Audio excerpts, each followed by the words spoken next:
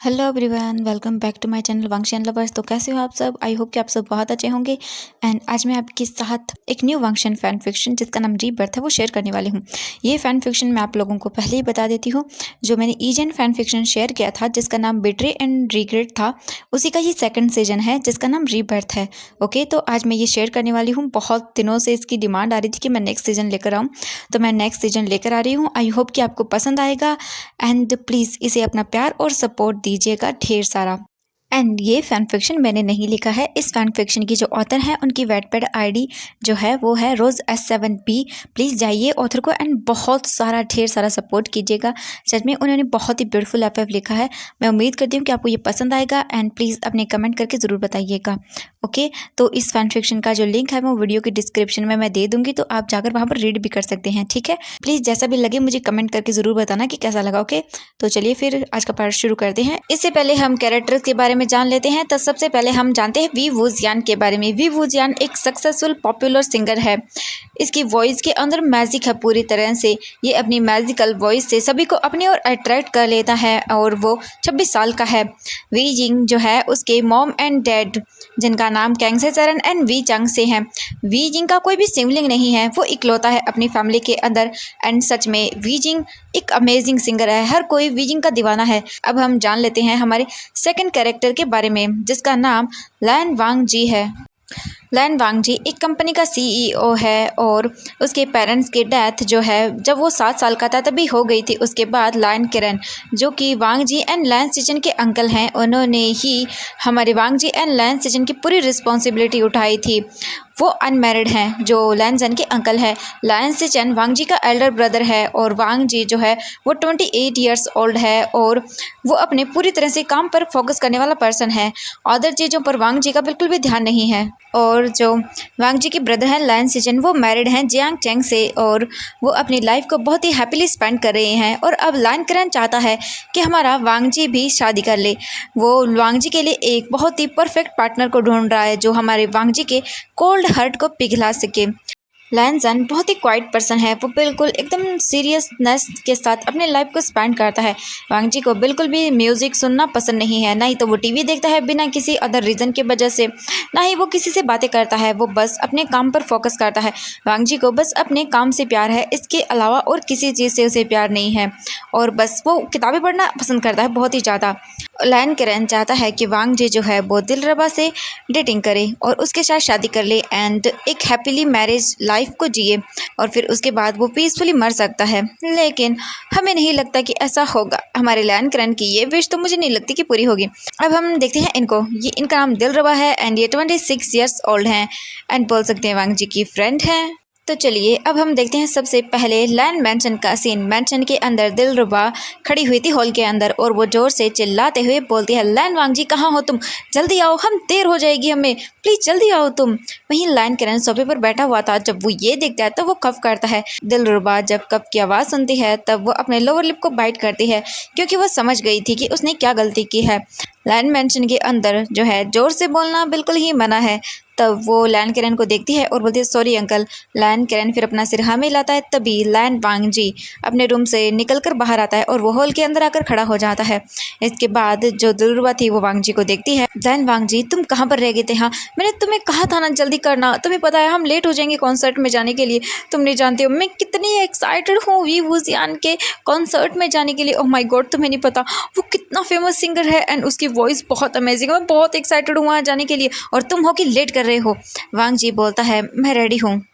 इसके बाद दिलरुबा बोलती ठीक है। तभी लैन किरण बोलता है, वांग जी अपना ख्याल रखना। वांग जी बोलता है इसके बाद दिलरुबा वहाँ से भाग जाती है बाहर की ओर।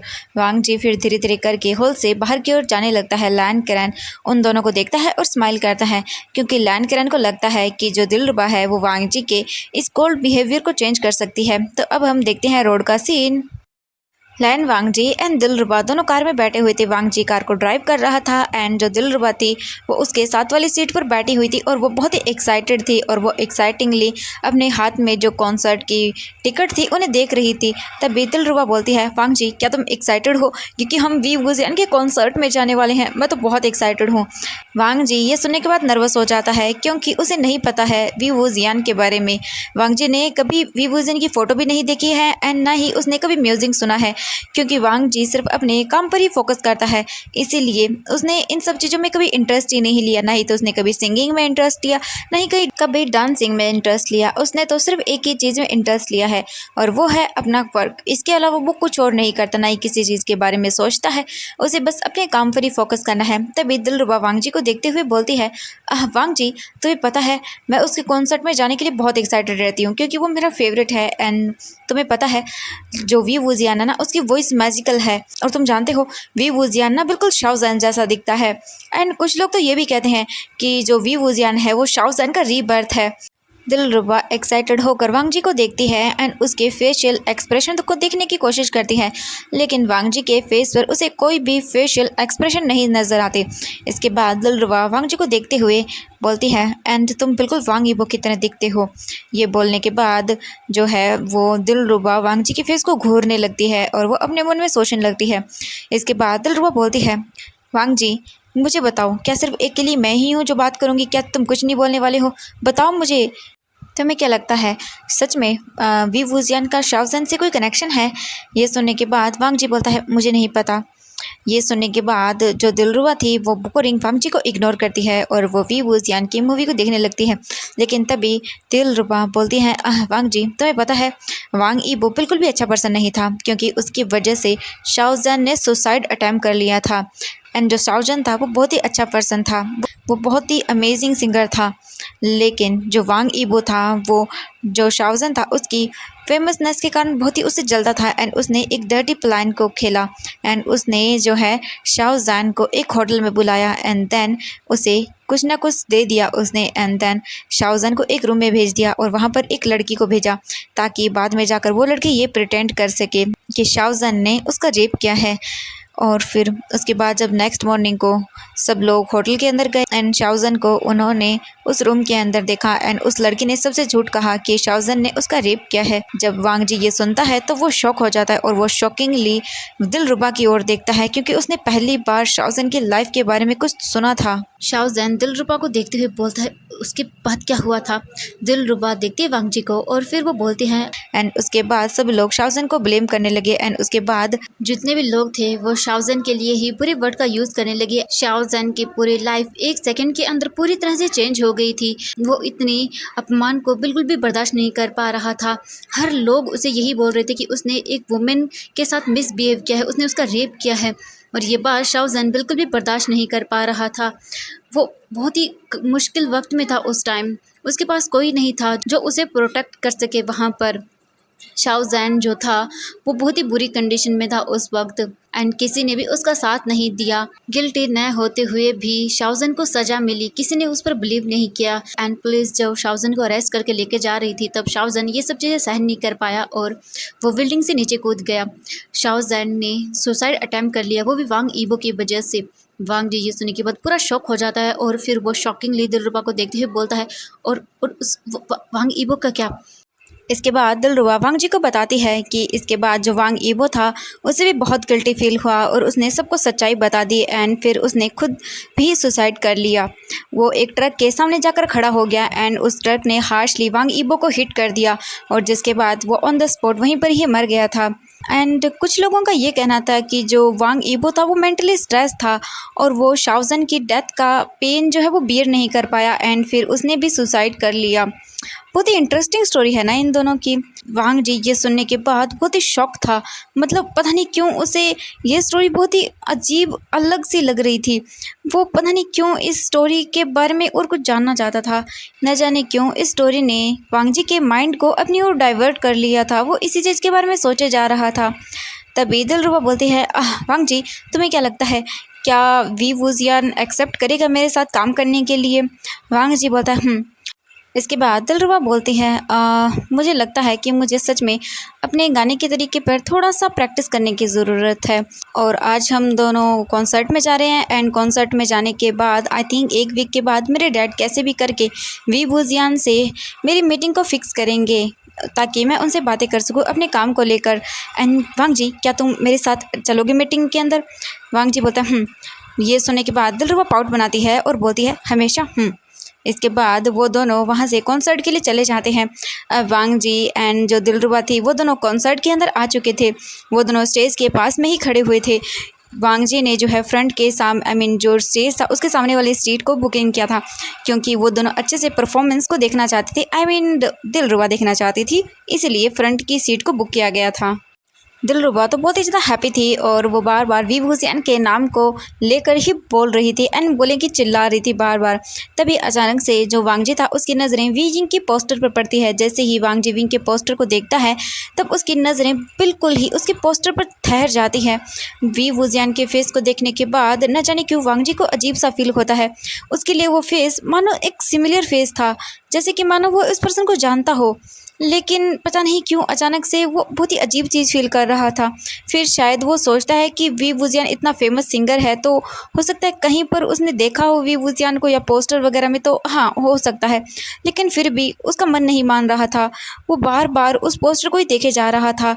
अजीब सी बेचैनी उसके दिल के अंदर हो रही थी उस पर्सन को लेकर एंड साथ में वो इतने लोगों के बीच में अनकंफर्टेबल फील कर रहा था। वो अभी भागकर अपने घर जाना चाहता था, लेकिन वो नहीं जा सकता था क्योंकि उसे अपनी गर्लफ्रेंड के सामने जो है अच्छे से बिहेव करना था। इसीलिए वो बिल्कुल भी अपने आप को मूव नहीं कर पा रहा था। उसे बहुत अजीब लग रहा था इतने लोगों के सामने। तभी अचानक से स्टेज के ऊपर जो थे वो लाइटिंग्स ऑन होना शुरू हो जाती हैं एंड जितने भी क्राउड वहाँ पर थी वो सभी लोग जो है ज़ोर ज़ोर से वी वुजियान का नाम लेकर हुटिंग करने लगते हैं एंड उसके लिए चीयर करने लगते हैं। बहुत ही ज़्यादा क्राउड वहाँ पर इकट्ठी हो चुकी थी। जितने भी वी वुजियान के फैंस थे वो बार बार उसका नाम ले रहे थे एंड चिल्ला रहे थे एंड उसे चीयर कर रहे थे। तभी वहाँ पर लाइट्स ऑन होती हैं एंड वहाँ पर वी वुजियान की एंट्री होती है। वो भी एक मास्क के साथ, स्टेज पर आता है। जैसे ही वो सभी लोग देखते हैं वी वुजियान को तो वो ज़ोर ज़ोर से उसका नाम लेते हुए चिल्लाना शुरू कर देते हैं। 1 मिनट के अंदर फिर वी वुजियान डांसिंग करना एंड सिंगिंग करना भी शुरू कर देता है, जिसके देखने के बाद सभी लोग तो मानो पागल ही हो गए थे। सच में उसकी वॉइस के अंदर जादू था। वहीं हमारा जो वांग जी था वो भी बहुत ही ज़्यादा अजीब फील कर रहा था। वो भी बहुत ही क्यूरियस था वी वुजियान के फेस को देखने के लिए। उसकी हार्ट बीट फास्ट हो रही थी। तभी अचानक से वी वुजियान अपने फेस से जो मास्क था उसे हटा देता है और वो कंटिन्यूसली सिंगिंग करते जा रहा था। जैसे ही जो वांग जी था वो वी वुजियान का फेस देखता है, धीरे धीरे करके अचानक से उसे सब रिमेंबर होने लगता है और उसकी हार्ट बीट और भी फास्ट हो जाती है। अभी तक वी वुजियान ने वांग जी के फेस को नहीं देखा था, लेकिन वांग जी को धीरे धीरे रिमेंबर हो रहा था। हर एक चीज़ उसे अपने पास्ट लाइफ की रिमेंबर हो रही थी। जैसे ही वांग जी ये रियलाइज़ करता है उसकी आंखों से आंसू गिरने लगते हैं, लेकिन स्टिल अभी भी वांग जी कंफ्यूज था। क्या सच में वी वुजियान शाओ ज़ैन का रीबर्थ है? उसे समझ नहीं आ रहा था कि क्या हो रहा है यहाँ पर। वो समझ नहीं पा रहा था। अचानक से उसके सामने ये सब चीज़ें आ रही थी तो वो बहुत ही कंफ्यूज था इन सब चीज़ों को लेकर। वी वुजियान का फेस पूरी तरह से सिमिलर था शाओ ज़ैन के फेस से। वी जिंग अपना एक गाना फिनिश करने ही वाला था, वो एंड पर था, लेकिन तभी गाना गाते हुए ही अचानक से वी वुजियान की जो आइज़ थी वो वांग जी की आइज़ से मिल जाती है गाना गाते हुए ही। जैसे ही वी वुजियान की आंखें वांग जी से मिलती है, वी जिंग अचानक से शॉक हो जाता है और धीरे धीरे करके जो उसकी वॉइस थी वो ब्रेक होना शुरू हो जाती है एंड अचानक से वो गाना गाना बंद कर देता है। जैसे ही सभी लोग देखते हैं कि वी वुजियान ने गाना बंद कर दिया है तब सभी लोग शॉक हो जाते हैं और वो कंफ्यूजिंगली वी जिंग को देखने लगते हैं और वी जिंग कंटिन्यूसली वांग जी को देख रहा था। तभी अचानक से वी जिंग को डिजीनेस फील होने लगती है और वो वहीं फ्लोर पर नीचे गिर जाता है। उसके हाथ से माइक पे नीचे गिर जाता है। ये देखकर क्राउड बहुत ही शॉक हो जाती है और वो स्टेज की ओर दौड़ने लगती है वी वुजियान को चेक करने के लिए। वहीं वांग जी जब ये देखता है तब वो धीरे से बोलता है शाओ ज़ैन, और वो भी स्टेज की ओर भागता है वी जिंग को कैरी करने के लिए। लेकिन तभी अचानक से जो दिलरुबा थी वो वांग जी का हाथ पकड़ लेती है एंड गार्ड भी उन्हें आगे जाने नहीं देते हैं। तभी वहाँ पर गार्ड आते हैं और फिर वो वी वुजियान को वहाँ से लेकर चले जाते हैं और बाद में डॉक्टर को बुलाया जाता है एंड डॉक्टर वी जिंग को चेक करने लगता है। वहीं वांग जी की आंखों से कंटिन्यूसली आंसू गिर रहे थे। वो बार बार वी जिंग को ही देखना चाहता था। दिलरुबा वांग जी को देख रही थी और वो बोलती है वांग जी क्या हुआ, तुम रो क्यों रहे हो? हाँ उसे कुछ भी नहीं होगा। तुम वी वुजियान के लिए बहुत ही चिंतित हो, लेकिन चिंता मत करो, उसे कुछ भी नहीं होगा। उसे डिजीनेस के कारण शायद वो मतलब बेहोश हो गया होगा और कुछ नहीं, वो बिल्कुल ठीक है, चिंता मत करो। वांग जी सीक्रेटली अपने आंसू को वाइप करता है और फिर वो देखने लगता है क्योंकि उसे बहुत अजीब लग रहा था। फिर वो अपनी गर्लफ्रेंड को देखता है और बोलता है तभी दिलरुबा बोलती है वांग जी बाय द वे तुम कुछ ही सेकंड्स के अंदर उसके लिए चिंता फील करने लगे। हाँ, तुम उसकी फ़ैन नहीं हो ना?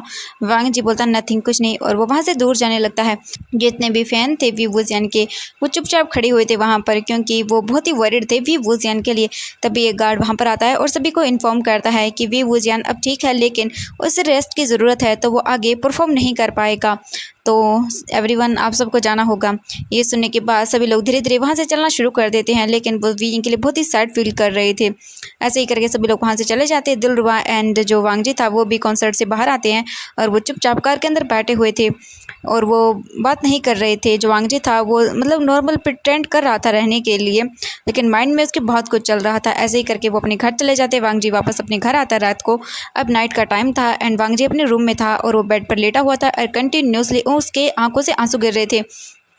वांग जी अपने मन में सोचता है, अगर सच में वी वुजियान शाओ ज़ैन का रीबर्थ है तो फिर मुझे उससे पूछना होगा कि वो मुझे माफ़ कर दे, मेरी वजह से उसने इतना सब सहा था।